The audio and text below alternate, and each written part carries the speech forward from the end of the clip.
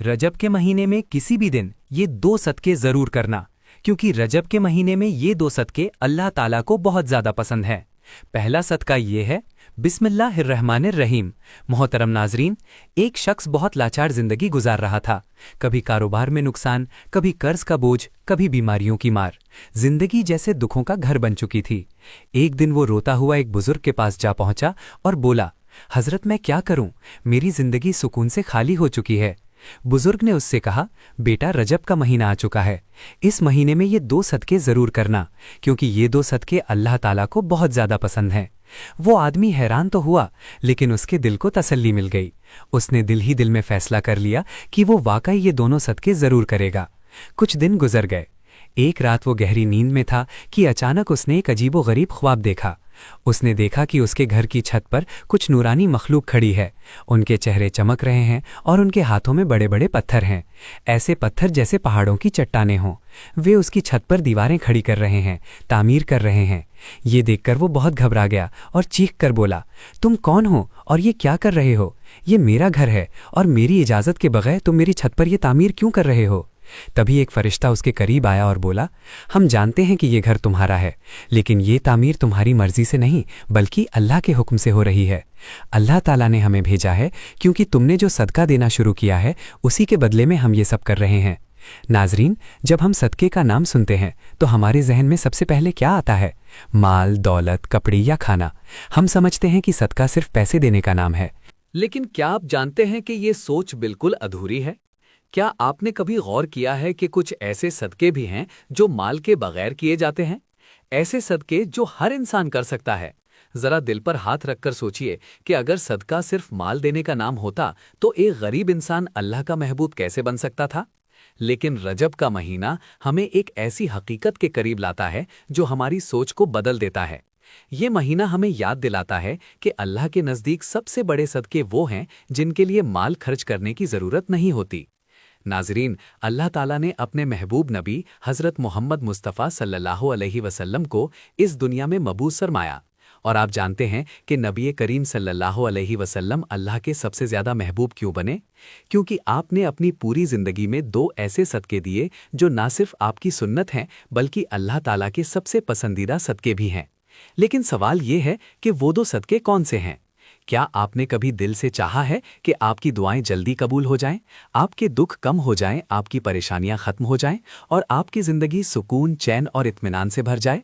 अगर हाँ, तो जान लीजिए कि इसका गहरा राज इन्हीं 2 सदकों में छुपा हुआ है। ये वो सदके हैं जो नबी करीम सल्लल्लाहु अलैहि वसल्लम की सुन्नत भी हैं, आपकी आदत भी हैं और अल्लाह ताला के नज़दीक सबसे ज़्यादा महबूब अमल भी यही हैं। ये ऐसे सदके हैं कि अगर आपने इन्हें सच्चे दिल से अपनी ज़िंदगी का हिस्सा बना लिया तो यकीन जानिए आपकी दुनिया भी बदल जाएगी, आपकी सोच भी बदल जाएगी, आपके हालात भी बदल जाएंगे, आपकी कब्र नूर से भर जाएगी और आखिरत में भी आप कामयाबी और निजात पा जाएंगे। दुनिया में हर इंसान की यही ख्वाहिश होती है कि उसकी ज़िंदगी खुशहाल हो, उसके घर में सुकून और मोहब्बत हो, रिस्क में बरकत हो, औलाद फर्माबरदार और नेक हो, बीमारियों से शिफा मिले, कर्ज से छुटकारा मिले और कारोबार में तरक्की हो। लेकिन बहुत कम लोग ये समझ पाते हैं कि इन तमाम नेमतों का रास्ता सदके से होकर गुजरता है। याद रखिए, जब इंसान अपनी ज़िंदगी में सदका देना शामिल कर लेता है तो उसकी ज़िंदगी संवर जाती है, क्योंकि सदका वो कुंजी है जिससे बंद ताले टूटते हैं, बंद रास्ते खुलते हैं, आने वाली मुसीबतें टल जाती हैं और रुकी हुई बरकतें नाजिल हो जाती हैं। सदका सिर्फ रुपया, पैसा या जायदाद देने का नाम नहीं है, बल्कि सदका अल्लाह की बारगाह में अपनी मोहब्बत, अपनी बंदगी और अपनी चाहत को पेश करने का नाम है। जो इंसान अल्लाह की राह में सदका करता है, अल्लाह ताला उसके लिए ऐसी राहें खोल देता है जिनका इंसान अपने वहमो गुमान में भी अंदाज़ा नहीं लगा सकता। यही वजह है कि बुजुर्ग हजरात फरमाते हैं कि सदका मुसीबत को आने से पहले ही रोक देता है, और ख़ास तौर पर रजब के महीने में जब ये अमल किया जाए तो अल्लाह ताला की रहमत और भी ज़्यादा जोश में आ जाती है और बंदे पर रहमतों की बारिश होने लगती है।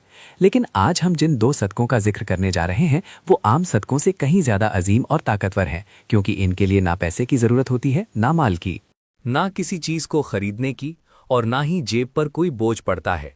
ये वो सदके हैं कि अगर रजब के महीने में सच्चे दिल और खालिस नीयत से कर लिए जाएं तो अल्लाह ताला इंसान को अपने ख़ास बंदों में, अपने महबूब बंदों में शामिल फरमा लेता है। और यही वो सदके हैं जो नबी करीम सल्लल्लाहु अलैहि वसल्लम की मुक़द्दस ज़िंदगी का रोज़ाना का मामूल थे। اب سوال پھر وہی پیدا ہوتا ہے کہ آخر وہ کون سے دو صدقے ہیں؟ رجب کا مہینہ صرف تاریخوں اور دنوں کا ایک سلسلہ نہیں ہے، بلکہ یہ پوری انسانیت کے لیے رحمت، سکون، معافی اور برکتوں سے بھرا ہوا ایک عظیم خزانہ ہے۔ اگر آپ یہ سمجھ لیں کہ رجب کا مہینہ آپ کی زندگی میں اللہ کی طرف سے ایک خاص تحفہ بن کر آیا ہے اور اپنے ساتھ رحمتوں اور برکتوں کا خزانہ لے کر آیا ہے، تو سب سے پہلا اور سب سے بڑا صدقہ یہی ہے کہ آپ اپنے دل کو کشادہ کر لیں اور ان لوگوں کو بھی معاف کر دیں جنہوں نے کبھی آپ کو دکھ پہنچایا، آپ کا دل توڑا یا آپ کے ساتھ ناانصافی کی۔ یہ ایسا صدقہ ہے جس کے لیے جیب سے 1 روپیہ بھی خرچ نہیں کرنا پڑتا، نہ سونا دینا پڑتا ہے، نہ چاندی اور نہ ہی دینار، لیکن اس کا ثواب اور اس کا اثر اتنا زبردست ہوتا ہے کہ انسان کی پوری زندگی کا رخ بدل جاتا ہے۔ جو انسان معاف کرتا ہے وہی دراصل اللہ تعالیٰ کا محبوب بندہ بنتا ہے۔ رجب کا مہینہ اصل میں معافی، درگزر اور صبر کا مہینہ ہے۔ یہ وہ مہینہ ہے جو ہمیں بار بار یاد دلاتا ہے کہ ہمارے محبوب نبی کریم صلی اللہ علیہ وسلم صرف ایک عام انسان نہیں تھے، بلکہ وہ عظیم اور برکت والی ہستی تھے، جنہیں اللہ تعالیٰ نے اپنی خاص قربت عطا فرمائی، جن سے اللہ تعالیٰ نے ہم کلامی فرمائی اور جنہیں تمام جہانوں کے لیے رحمت بنا کر اس دنیا میں بھیجا گیا۔ اگر ایسی عظیم اور مقدس ہستی نے ہمیں معاف کرنے، سہن کرنے اور درگزر کرنے کا سبق دیا ہے، تو ہمیں یہ سمجھ لینا چاہیے کہ معاف کرنا صرف ایک اچھا اخلاق نہیں، بلکہ اللہ تعالیٰ کی سب سے پسندیدہ صفات میں سے ایک صفت ہے۔ اللہ تعالیٰ خود غفور ہے، رحیم ہے، بار بار معاف کرنے والا ہے، اور وہ اپنے بندوں کی غلطیوں کو درگزر فرماتا ہے۔ اسی لیے وہ یہ بھی چاہتا ہے کہ اس کے بندے آپس میں ایک دوسرے کو معاف کریں۔ نبی کریم صلی اللہ علیہ وسلم نے فرمایا کہ جو انسان دوسروں کو معاف کرتا ہے، اللہ تعالیٰ اسے ذلت نہیں بلکہ عزت عطا فرماتا ہے، اس کا درجہ بلند کرتا ہے اور اس کے دل کو سکون سے بھر دیتا ہے۔ اصل عزت اور اصل بلندی معاف کر دینے میں ہی ہے۔ رجب کا مہینہ ہمیں یہی پیغام دیتا ہے کہ معافی کے دروازے کھول دو تاکہ اللہ تعالیٰ بھی اپنی رحمت کے دروازے تم پر کھول دے۔ اگر آپ چاہتے ہیں کہ آپ کی دعائیں قبول ہوں، آپ کی زندگی سے پریشانیاں دور ہوں، آپ کے رزق میں برکت آئے اور آپ کے گناہ بھی معاف کر دیے جائیں، تو دوسروں کو معاف کرنے کے صدقے کو اپنی عادت بنا لیجئے۔ جن گھروں میں معافی اور درگزر کا ماحول ہوتا ہے، وہاں سکون نازل ہوتا ہے، وہاں عبادت میں لذت آتی ہے اور وہاں برکتیں اترتی ہیں۔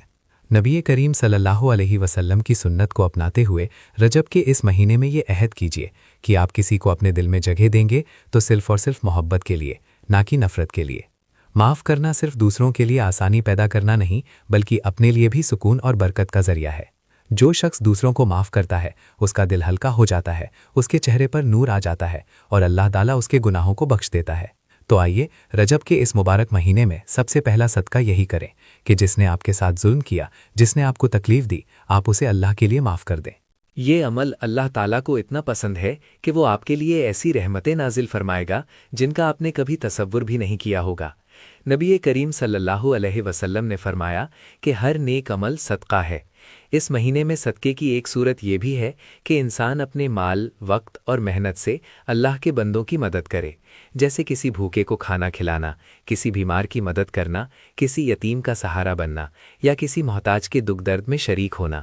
یہ سب ایسے صدقات ہیں جو اللہ تعالیٰ کے یہاں بہت زیادہ پسندیدہ ہیں اور بندے کے گناہوں کا کفارہ بھی بن جاتے ہیں۔ لیکن دوسرا صدقہ اس سے بھی زیادہ عظیم ہے اور اس کا تعلق انسان کے اپنے نفس اور جذبات سے ہے، اور وہ ہے صبر کرنا۔ یہ دونوں صدقے اس لیے بہت اہم ہیں کیونکہ ایک کا تعلق ہماری ظاہری زندگی سے ہے اور دوسرے کا تعلق ہماری باطنی کیفیت سے۔ یہی دو عمل انسان کی شخصیت کو مکمل کر دیتے ہیں۔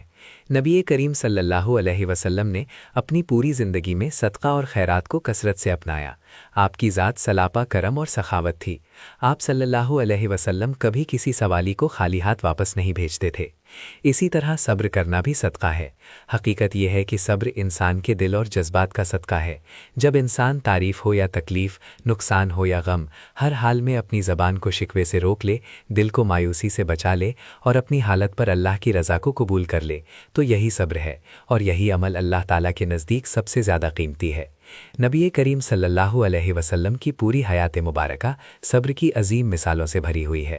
آپ نے بچپن میں یتیمی کا صبر کیا، جوانی میں غریبی کا صبر کیا، نبوت کے بعد اہل مکہ کے ظلم و ستم پر صبر کیا، طائف کی گلیوں میں پتھر کھا کر بھی صبر کیا، یہاں تک کہ اپنی اولاد کے دنیا سے چلے جانے پر بھی صبر سے کام لیا۔ ہر موقع پر آپ نے اپنے رب پر توکل کیا اور اپنی امت کو یہ سبق دیا کہ صبر ہی وہ عمل ہے جو انسان کو اللہ کے سب سے زیادہ قریب لے جاتا ہے۔ سوچئے جب آپ صلی اللہ علیہ وسلم مکہ کی گلیوں میں کھڑے تھے اور کفار آپ کے راستے میں کانٹے بچھاتے، گالیاں دیتے اور پتھر مارتے تھے، تب بھی آپ نے کبھی بد دعا نہیں کی بلکہ ہمیشہ صبر اور رحمت کا راستہ اپنایا۔ یہی صبر آپ کا دوسرا صدقہ تھا جو اللہ تعالیٰ کو سب سے زیادہ پسند تھا۔ طائف کا واقعہ یاد کیجیے، جب آپ کو زخمی کر دیا گیا، پھر بھی آپ کی زبان پر یہی دعا تھی کہ اے اللہ انہیں ہدایت عطا فرما دے۔ یہی وہ صبر ہے جو اللہ تعالیٰ کے یہاں سب سے بڑا صدقہ شمار ہوتا ہے۔ رجب کے مہینے میں جب ہم سیرت نبی صلی اللہ علیہ وسلم کو یاد کرتے ہیں تو ہمیں خاص طور پر اس سنت صبر کو زندہ کرنا چاہیے۔ جب بھی کوئی ہمیں ستائے، تکلیف دے یا ہمارے حق کو مارے تو بدلے کے بجائے صبر کا صدقہ دیں۔ بے شک یہ عمل ظاہر میں مشکل ہے، لیکن اللہ تعالیٰ کے یہاں اس کا اثر بے حد عظیم ہے۔ قرآن میں بار بار فرمایا گیا ہے کہ صبر کرنے والوں کو بے حساب اجر دیا جائے گا۔ لہٰذا جب ہم یہ کہتے ہیں کہ رجب کے مہینے میں 2 صدقے ضرور کرو کیونکہ یہ 2 صدقے اللہ تعالیٰ کو بہت زیادہ پسند ہیں، تو ہمیں یہ پکا عہد کرنا چاہیے کہ ہم صرف مالی صدقہ ہی نہیں بلکہ معافی اور صبر کا صدقہ بھی دیں گے۔ یہی عمل نبی کریم صلی اللہ علیہ وسلم کی سنت کو زندہ کرنے والا ہے اور یہی راستہ ہمیں اللہ تعالیٰ کے قریب لے جاتا ہے۔ اللہ تعالیٰ اس مبارک مہینے کے صدقے ہم تمام مسلمانوں کی ساری پریشانیوں کو دور فرمائیں، ہماری زندگی میں سکون اور خوشحالیاں عطا فرمائیں۔ آمین ثم آمین۔ دعا ہے کہ اللہ تعالیٰ میرا سننا اور آپ کا سننا اپنی پاک بارگاہ میں قبول اور منظور فرمائے اور ہمارا خاتمہ ایمان پر فرمائے۔ آمین ثم آمین۔ اللہ تعالیٰ ہم سب کا حامی و ناصر ہو۔ آمین۔ اپنا بہت سارا خیال رکھیے گا، ہمیشہ مسکراتے رہیے گا۔ ملتے ہیں کسی اگلی ویڈیو میں، تب تک کے لیے اللہ حافظ۔